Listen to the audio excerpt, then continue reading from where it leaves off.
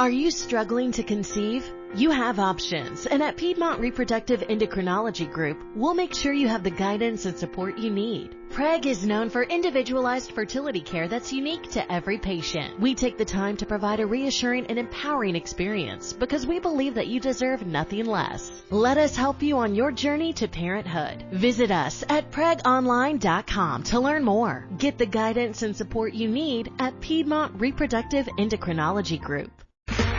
Okay, round two. Name something that's not boring. A laundry? Ooh, a book club. Computer solitaire, huh? Ah, sorry, we were looking for Chumba Casino. That's right, ChumbaCasino.com has over 100 casino-style games. Join today and play for free for your chance to redeem some serious prizes. ChumbaCasino.com. No purchase necessary. Void where prohibited by law. 18 plus. Terms and conditions apply. See website for details.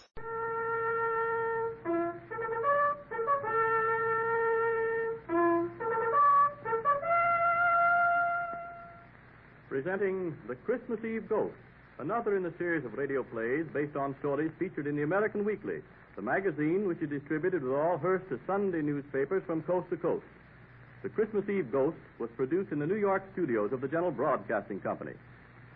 Men of the sea are superstitious, even more so than landsmen. The sky, the swell of the ocean surface, birds wheeling and screaming around a ship, all these apparently innocent details have certain ominous interpretations for your sailorman. So it's not surprising that there should be wild tales of haunted ships and shipwrecks which lie fathoms deep or beached on the sandy shores off the New England coast. In the middle of the last century, no sturdier, smarter, five-masted schooner ever sailed the seas than the Ruth I. Brown.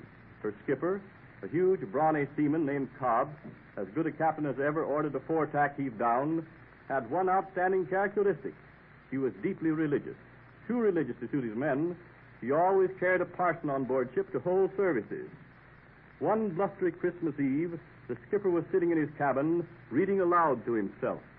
And there were in the same country shepherds abiding in the fields, keeping watch over their flock by night.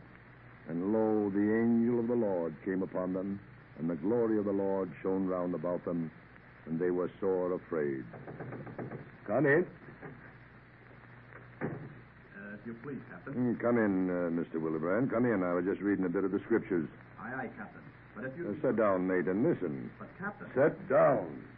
Aye, aye, sir. I'm reading from the second chapter of Luke, where the angel appeared to the shepherds. And the angel said unto them, Fear not, for behold, I bring you good tidings of great joy, which shall be to all people. For unto you is born this day in the city of David a Savior. Captain? And suddenly there was with the angel a multitude of the heavenly host, praising God and saying, Glory to God in the highest, and on earth peace, goodwill toward men. And that's what the good book says, mate. Aye, sir. And suddenly there was with the angel a multitude of the heavenly host. You know what that means? No, sir. Well, that means there was a flock of spirits appeared. You believe in spirits, don't you? The bottle kind I does, Captain. Damn it, mate, don't be profane. I mean ghosts. My mistake, Captain. You heard tell of ghosts appearing, haven't you? Aye, Captain. I've heard tell of them. Never seen them? Never, sir. Neither have I. But the good book tells us they do appear. I wonder if the parson has ever seen them. Mate, just run and give the parson my compliments. And ask him if he's good enough to step here a minute. Well, if you please, Captain. I was sent here with the parson's compliment and to ask if you'd be so good as to step to his cabin. What for? Well, the parson's in a bad way, sir. Sick? Shot, sir. Shot? When? If you please. If you please, sir. Last night while he was ashore, some tipsy oystermen let him have one while he was holding the services in the back room of the Jolly Tar. Why didn't somebody tell me? Well, the parson would hear tell of it, Captain. Didn't want to upset you. Some of the men got him aboard and into his bunk. But he's in a bad way, you see. Aye, sir. Took a turn for the worse just a spell back. Well, why didn't you tell me when you first came in? I tried to, Captain, But but... don't stand there spouting like a humpback whale. Get me my jacket off you on the hook. Aye, aye, sir.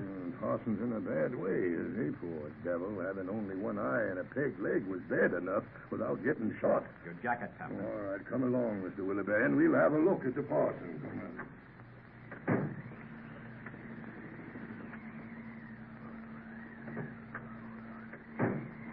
Captain? Yes, Parson. Oh, thank you, sir, for coming. Oh, that's all right, Parson. That's no. Don't you try to get up now. Lie back and rest.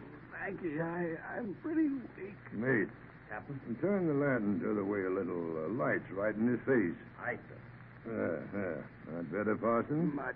Thank you, Captain. Sorry to be so much trouble. Oh, no trouble, man. No trouble at all. But it won't be for long. Why, of course not. Well, you'll be up and about deck in short order. Pardon me for contradicting, Captain, but I'll never pace a deck again. Oh, being sick made you morbid, Parson. Now stop thinking that way. My time's come, Captain. I knowed it soon as the bullet hit me. Funny, ain't it? What? How we never know how the end will come. I always hope to die in my home port, but it's to be at sea. Oh, stop talking like that, man. It's true, Captain. I'm dying. My race is run. Ah, you hear that? Hear what? Music. Heavenly music. Where? Here, in this cabin. Do you hear it, Mr. Willebrand? No. Are you sure you heard music, Parson? I heard it. I hear it still. Listen. Can't you hear it, too? Would you like me to read a bit of scripture, Parson? They're coming to take me home. God sent his angels for me. See them, Captain. Now, you lie back and rest, Parson. Captain, you don't believe me. You think I'm delirious. I'm not. I see the angels and hear their music. Yes, Parson, yes. If you say you do, you do. The good book says God sends his angels, doesn't it? Yes, Parson, it does. Now, what did I tell you, Mr. Willebrand? I was just sending Mr. Willebrand here for you, Parson, when he come for me. I've just been reading about that in the good book. It's true. It's gospel. The Spirit does return. I know that I shall return, too. Yes, Parson. I die strong in the faith that I'll be allowed to return. And then I shall not only preach to men's souls, but I shall heal their bodies. Lantern's getting dimmer, Captain. Will I fetch some more oil? Oh, don't bother, mate. My lantern of life is growing weaker, too. Captain. What is it, Parson? I always preach the truth, ain't I? That you have. You believe what I told you, don't you? Aye, but come now, lie back now. Don't lean on your elbow like that. I must make you believe what I'm about to say. Yes. I know that I shall return this same night, this very hour, to preach to men and heal their bodies. Aye, Parson. Remember this, Captain. I shall come back to preach and heal their bodies. I shall.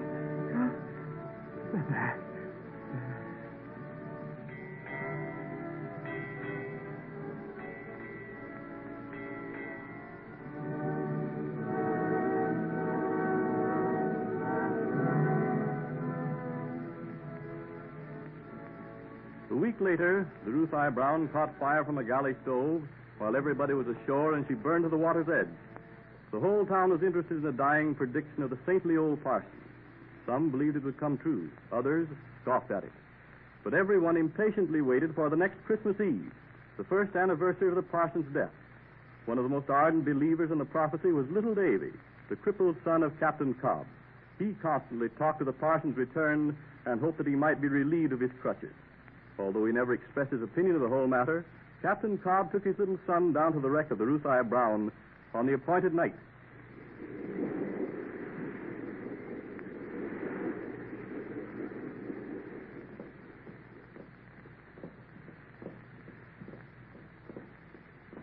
He said he'd come back, didn't he, Father? Aye, son. Did he say what time? The hour of his death, he said, Davy, and that was at 8 bells. And he will come, won't he? He said so, Davy. I think he will. Do you think we'll be able to see him? I don't know.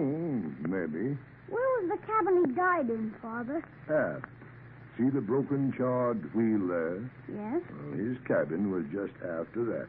I'm going up there. Maybe he'll come back for sure if I do.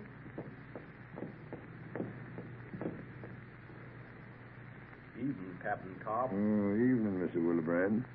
Tonight's the night, ain't it? Aye. Tonight's the night. Folks are starting to gather, I see. Aye. You believe the parson will come back, don't you? He said he would. Yeah, he said lots of things the parson did. But I won't believe him. Well, then what are you here for? Just to see all the folks get fooled. Come to scoff, huh? No, I wouldn't say that. Just come to look on a spell. Mind the night he died, Captain? How you been reading about the spirits coming down from heaven and how he heard them coming after him? Aye. And all that eerie music he was raving about? Me and you never heard a note of it, did we? No, mate, we didn't. He was the only one aboard who heard or saw anything. Aye. Well then, Captain, how will we ever know if he comes back? I wish I knew, mate. I wish I knew.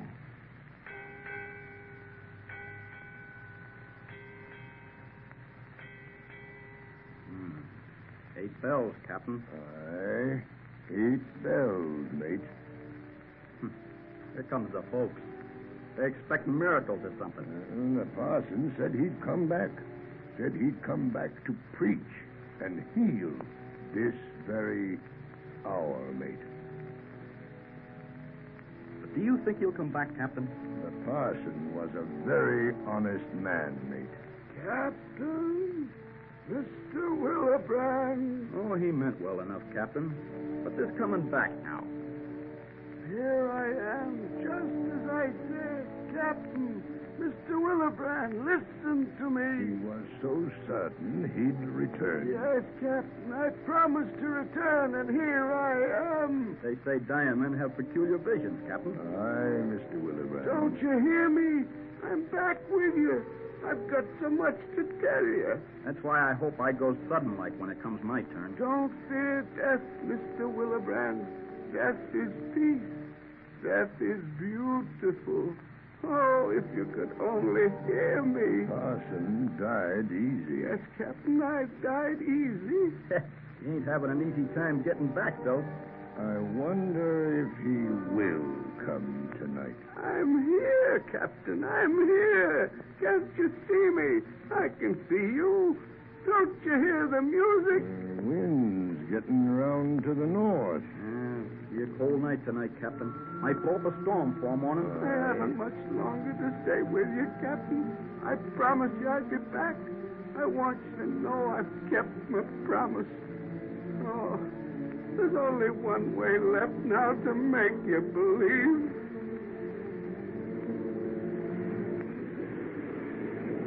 Well, I guess the parson's failed you, Captain. Might as well get back to where it's warm. I guess you're right, mate. I guess you're right. Oh, where's Davy? He left me here just a few minutes ago. He went aft by the wheel there. Oh, somebody's coming along the deck now. Is that him? Well, must be nobody else up there. Can't be, Captain. Davy'd be on his crutches. He is Davy. And he ain't got his crutches. Captain, you mean? I don't know what I mean. Father! Father! Davy! Be careful. Where's your crutches, I son? saw him, Father. I saw the parson. Child imagines things so easily. I shouldn't have brought him. Careful, Davy. I'll come get you, son. You don't have to, Father. See? And I'll never need my crutches again. I can walk. Well, I'll be... Davy! Davy, my boy! Oh, thank God! Thank God!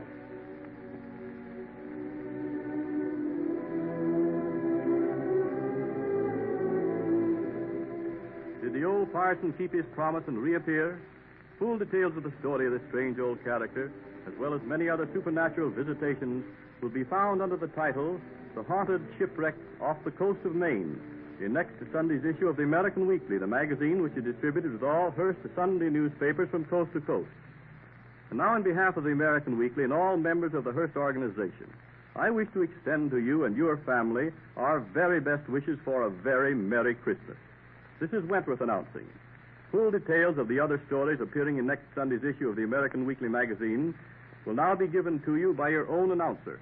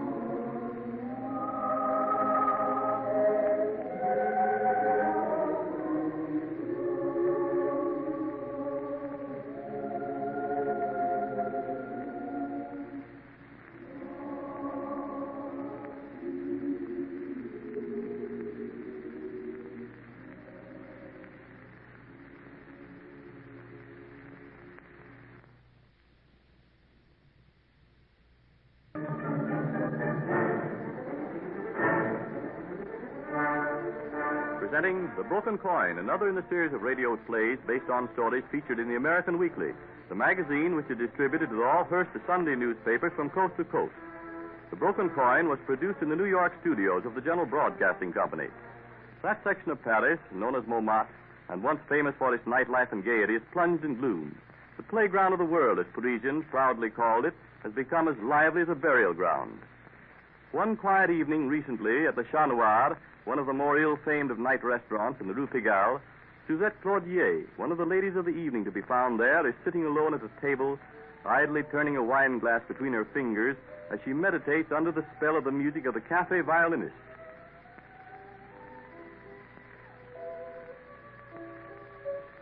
Mademoiselle Suzette. Mademoiselle Suzette. Eh? What is it? Oh. What can I do for you, ma chérie? I'm Marie Parquet. This is my first evening here, and Madame Lafleur said you'd tell me what I'm supposed to do. She said I'd tell you, eh?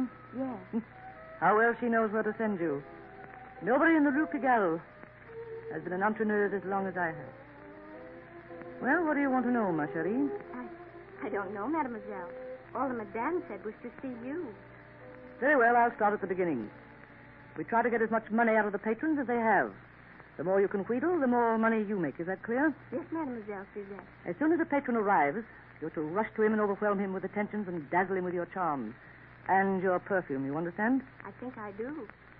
In preparing for your evening's work, Marie, see to it that you use a heavy, sensuous perfume.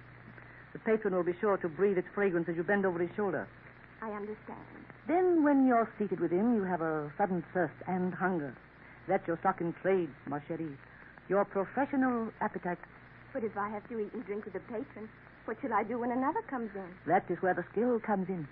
You only pick at the food, and the eagle-eyed waiter will see to it that it doesn't stay on the table long. But what about the drink? Let the patron drink most of the bottle, but let him think that you helped considerably. But suppose he notices that I haven't? You distract his attention by being very demonstrative. You kiss him and put your arms around his neck. As you do, the waiter will substitute another bottle, which has been diluted. Then suppose the patron refuses to buy more than one bottle. For that type of patron, we have a special technique. You see this vial? Yes. What's in it? A powder, which will make him forget for a while. You mean poison? A sleeping potion. Of course, if a little too much is dropped into his glass, the sleep will be a little longer than intended. Oh, how awful. Oh, don't be shocked, Mary. It's a common thing here in Montmartre. But supposing the glasses get mixed? Suppose it would only put you to sleep, ma chérie. With me, it would be different. My heart would never stand it. One glass and tout fini. Oh, Suzette, have you ever administered a special treatment? Oh, yes, a few times. Oh, I never could do that. You won't have to, Sherry. Suzette will take care of that for you. All I'm supposed to do then is to get patrons to buy food and drink? As far as the cafe is concerned. But there's a pretty penny to be gained for yourself in other ways. How? Tell the patron a sad story. You have an aged mother to support, a ring you wish to get out of the pawn shop because of sentimental reasons. Or you have an overdue rent bill to be paid. Will he give me money if I do? Try it. You'll get twice as much as you ask for. Maybe I can do that. I'll try, Suzette. You're a pretty little thing. How old are you? 18. 18. Just the age I was when I left the convent. Were you in a convent, too? Yes. I was sent to a convent when I was a young girl. My father used to come and see me on holidays. You see, my mother died when I was small. Then, when I was about 18, Father's visit suddenly stopped. You mean he died? That's what the Mother Superior thought. I remember one evening, just at vespers.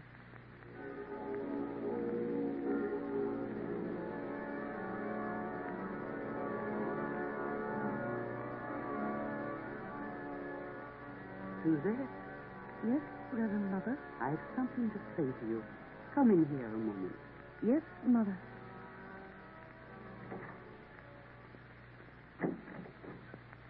Suzette, your father hasn't been in touch with you, has he? No, Mother.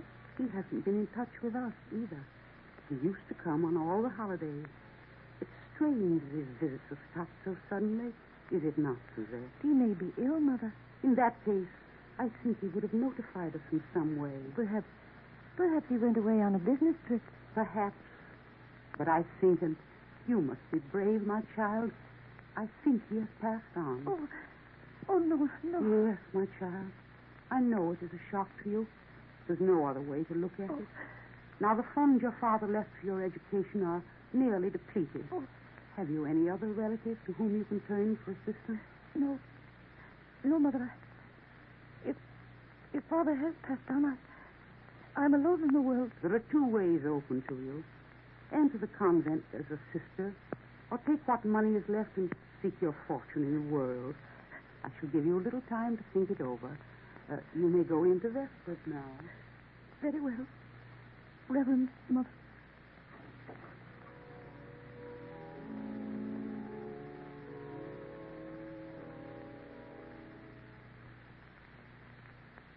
You took the money, of course. Yes. The Mother Superior gave me what was left, and a few trinkets my father had left in her care. Among them was this. Half a coin. How strange. My father took the first money he earned after he was married and broke it into two pieces. One part he gave to my mother, the other he kept himself. For good luck. This was her half of the coin. And you've kept it ever since. Has it brought you luck? Not the luck I hoped for. You see, I've never given up looking for my father, but I've never found him. Of course, since I've become what I am, I've decided that it's no use. I'd never find him in a place like this. Well, enough of my troubles. You'd better not let Madame Lefleur see us gabbling like this. Poor Suzette. You've had a lot of sorrow in your life, haven't you? I look pretty old, don't I? You've had a great deal of trouble. People who suffer a great deal do look older, you know. You're a dear to be so tactful. You don't have to be. Here, you two. Get busy. Mary, I sent you over here to get them pointed, and not to sit and chat all night. Move on. Yes, Madame Lefleur. Oh, it's my fault. I kept her. You should know better, Suzette. But I haven't time to scold now. See that elderly gentleman at that table over there? Oh. You want me to go to work on him? Yes. One of the waiters tells me he has a large roll of money with him. If we don't get it, somebody else will. Hurry now. All right. Bonsoir, monsieur. Oh, bonsoir. You look lonely over here by yourself. Wouldn't you like a little company? By all means. Sit down, won't you? Merci, monsieur. Waiter. You look tired. Are you? A little. But that is because I've been sick with jungle fever. Oh. I've been away from Paris for a number of years. Indeed. Monsieur? Champagne, waiter. Oui, monsieur. Yes, it's been a long time. Have you ever searched for someone and not found them? Why, yes. Yes, I have. Then you know how I feel. Discouraged, disappointed. I know. Tell me about it. You see, when I went away, I didn't have a chance to let anyone know where I was going. The opportunity to make a fortune in mining gold came to me so suddenly. Then, when I was able to get in touch with friends and relations, it was too late. That was too bad. Your family must have been frantic. I had only a daughter. I don't know what became of her. Perhaps she's married and has children of her own by now. Perhaps. Or maybe she went in for a career of some kind. You know, I like to think of her as being famous, even though I shall probably never meet her face to face. Well, it's quite possible she might be famous, isn't it? Of course. I'm sure she's what you dream her to be. I don't suppose I'd ever know her if we did meet. It's been so many years. I'm sure she'd recognize you, monsieur. Oh, I hardly think so. The fever has changed my appearance a great deal. There's only one way we could ever recognize each other. What is that, monsieur? A birthmark of some kind? No. By this. A half a coins. Odd, isn't it? Well, my daughter has the other half, wherever she may be. Excuse me, Suzette. Madame Lefebvre wishes to speak to you. I'll sit with the gentleman while you're gone. Yes, I must see Madame.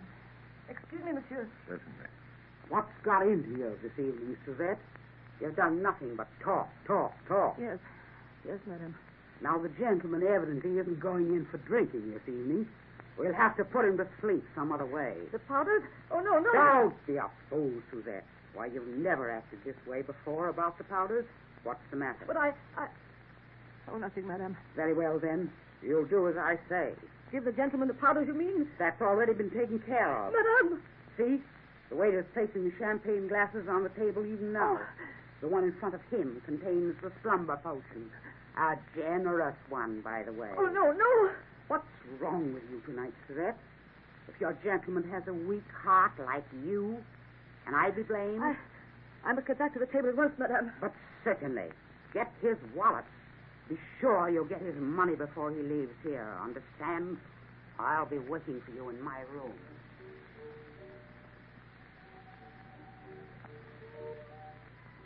Oh, you're back, Suzette. Yes, I'm back. You can leave us, Marie. Of course. Bonsoir, monsieur. Bonsoir, mademoiselle. Well, mademoiselle Suzette, shall we drink a toast? Wait, monsieur. Eh?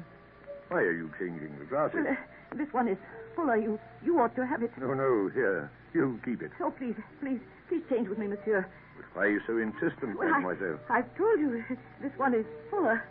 Well, I'll drink this one, thank you. Oh, no. Here, what are you doing? Stop. That's mine you're drinking. Yes. And now, my own. Now you must go, monsieur. Flee for your life. I don't understand. Not for your money. If you don't go now while the madame is out of the room, you'll never go out alive. This is a wicked place, monsieur. You're in great danger. Why should you warn me like this? Because you're an old man. You've suffered enough. You don't deserve to die like this. Now go quickly. But, mademoiselle... Oh, do you hear me? Go at once. Very well, but what about you? Oh, I shall be all right. Now. As you please. Au revoir, mademoiselle. Au revoir, monsieur. And God bless you. Suzette? Why, what's the matter? Why, you're scared. Yes. What is it? Are you ill? Oh, Madame! My father. You think me, then you must always think me so. Mother, I found him. I found him.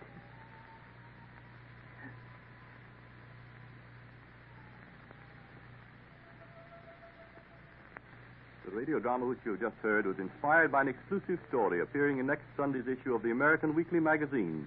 You'll find it under the title, Dismal, Deserted Resorts of Gay Paris Nightlife. This is but one of the many interesting true life stories and articles appearing in next Sunday's issue of the American Weekly, the magazine which is distributed with all Hearst Sunday newspapers from coast to coast. This is Wentworth announcing and wishing you in behalf of the American Weekly and the entire Hearst organization the very happiest of all New Year's. Full details concerning the many stories and articles to be found in next Sunday's American Weekly will now be given to you by your own announcer.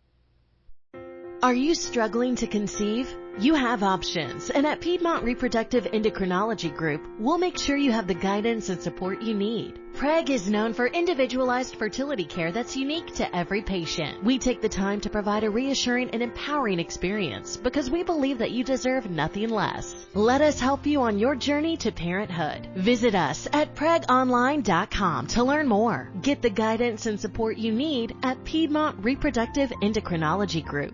Hello, it is Ryan, and I was on a flight the other day playing one of my favorite social spin slot games on ChumbaCasino.com. I looked over at the person sitting next to me, and you know what they were doing? They were also playing Chumba Casino. Coincidence? I think not. Everybody's loving having fun with it. Chumba Casino is home to hundreds of casino-style games that you can play for free anytime, anywhere, even at 30,000 feet. So sign up now at ChumbaCasino.com to claim your free welcome bonus. That's ChumbaCasino.com and live the Chumba life. No purchase necessary. VGW. Void where prohibited by law. See terms and conditions. 18+.